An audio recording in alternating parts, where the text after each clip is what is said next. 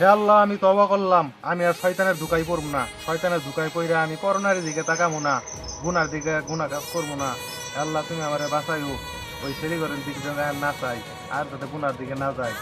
আমিন।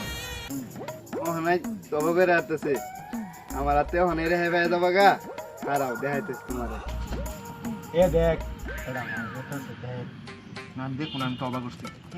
একবার দেখলে কি হবো দেখ না না, আমি পাপ করবো, আমি আর পাপ কম করবো না।